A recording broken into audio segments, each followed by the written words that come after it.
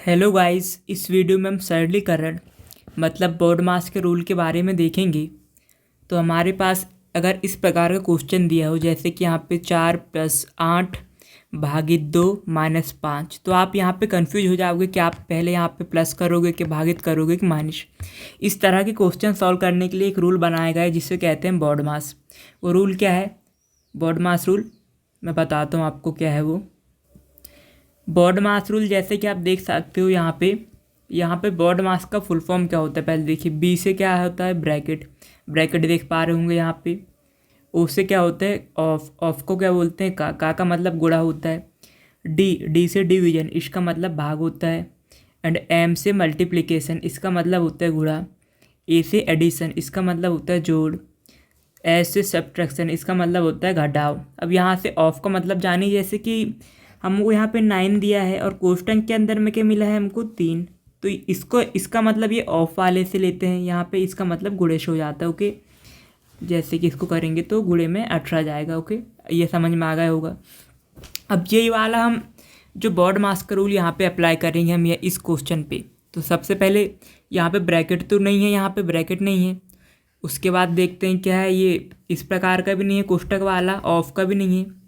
फिर यहाँ पे क्या दिया गया? डिवीजन दिए गया है यहाँ पे। तो हम क्या डिवीजन को सॉल्व करेंगे पहले। +8 के डिवीजन में ये 2 है तो इसको हम 2 से भागित दे देंगे क्योंकि तो भाग को हमको पहले करना पड़ेगा। माइनस। ओके, अब हम इसको सॉल्व करेंगे तो कितना आ जाएगा? इसको 4 बार कट जाएंगे 2 से तो यहाँ पे 4 आ जाएगा। ओके, -5। अब यहाँ पे प्लस है एंड माइनस है। अब इसमें से हम पहले किसको सॉल्व करेंगे? तो अब यहाँ से फिर देखते हैं। हमने यहाँ पे तो डिवीजन वाले को सॉल्व कर लिया, गुणा वाला यहाँ पे कहीं है नहीं। इससे पहले, इससे मतलब माइनस से पहले जोड़ने वाला है।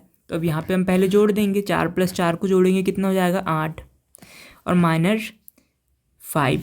तो हमको कितना मिल जाएगा? हमको कितना मिलेगा? 3। और यही हमारा आंसर होगा। ओके, आशा करता हूँ कि आपको समझ में आया होगा। हमने यहाँ पे क्या किया, यहाँ पे दिया था हमारे पास क्वेश्चन पे 4+8 भागित 2 -5। अब हमको इसको यहाँ पे हमको कन्फ्यूज हो रहा था हम क्या करेंगे पहले। तो हमने क्या किया, बोर्ड मास का रूल अप्लाई किया यहाँ पे। तो यहाँ पे ब्रैकेट है नहीं, ऑफ नहीं है, यहाँ पे डिवीजन दिए गए तो हमने पहले डिवीजन को सॉल्व किया। उसके बाद हमने गुणित का भी नहीं है यहाँ पे, तो उसके बाद क्या यहाँ पे प्लस दिया गया है तो प्लस को सॉल्व किए। और लास्ट में, सबसे लास्ट में कुछ नहीं था तो हमने सीधे सॉल्व कर दिया उसको। अब आइए दूसरा क्वेश्चन देखते हैं, उसमें हमको थोड़ा कुछ डाउट क्लियर होगा तो क्लियर हो जाएगा। ये हमारे पास ये दूसरा क्वेश्चन है। अब यहाँ पे हम अप्लाई करेंगे, यहाँ पे भी बोर्ड मास रूल अप्लाई करेंगे। ओके, बोर्ड मास रूल हमारे पास कौन सा है? अब यहाँ पे देखिए, बोर्ड मास रूल के हिसाब से यहाँ पे कोष्टक दिया गया है। ये कोष्टक दिख रहा होगा आपको, ये वाला। तो हम पहले उसको सॉल्व करेंगे। अब यहाँ पे 36 का 36 जैसे तैसे लिख देंगे +12। ये भागित का भागित जैसे तैसे। अब हम कोष्टक सॉल्व करेंगे तो कोष्टक हट जाएगा, 8 में से 5 जाएगा तो कितना बचेगा? 3। ओके, यहाँ तक आपको समझ में आया हो।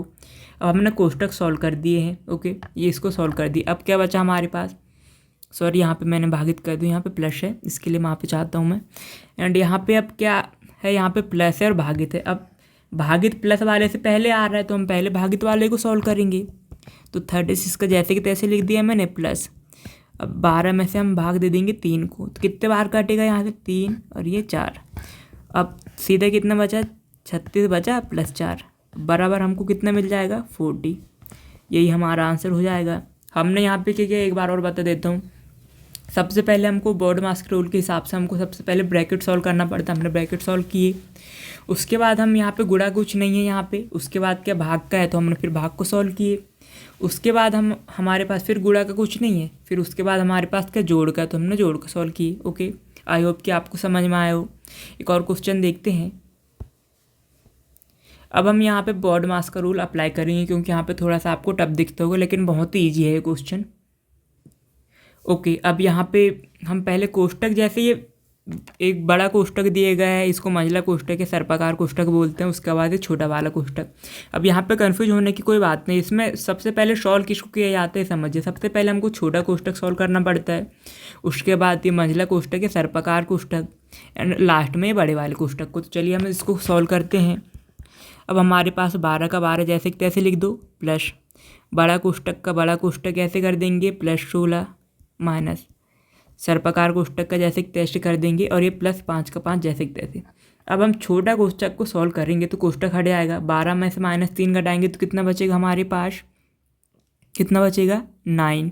ओके 9। अब छोटा कोष्टक हट गया तो हम इसके बाद ये तो हट गया, इसके बाद कौन सा कोष्टक बचा, मंझला कोष्टक, उसके बाद बड़ा कोष्टक। अब आगे करते हैं, ये 12 का 12 जैसे तैसे लिख देंगे हम, प्लस ये बड़ा कोष्टक जैसे कि तैसे। अब 16, अब माइनस जैसे के तैसे। अब हम सॉल्व करेंगे इस वाले कोष्टक को, ओके, सर्पाकार कोष्टक को या मंझला कोष्टक बोलते हैं इसको। अब 9 में से 5 को जोड़ेंगे कितना हो जाएगा 14। अब इसको सॉल्व कर लिए तो ये कोष्टक हट गया ये वाला, ओके। अब हमारे पास बचा खाली बड़ा वाला कोष्टक। अब हम इसमें से करते हैं, अब यहाँ पे 12 प्लस, अब इसमें से बड़ा कोष्टक को सॉल्व करेंगे तो 16 में से 14 घटाएंगे कितना बचेगा 2। ये प्लस का प्लस जैसे कि तैसे। अगर यहाँ माइनस वाला जाता तो ये माइनस हो जाता है यहाँ पे, ये तो आप सभी को पता होगा। अब 12 में हम 2 जोड़ेंगे तो कितना मिलेगा हमको 14। यही हमारा आंसर होगा। अब हमने यहाँ पे क्या किया एक बार और जल्दी जल्दी देख लेते हैं। सबसे पहले हमने छोटे वाले कोष्टक को सॉल्व किया, हमको 9 मिला, ओके। और ये उसके बाद ये 5 यहाँ तक जैसे कि तैसे लिख दिया था हमने, छोटे वाले कोष्टक सॉल्व किया 9।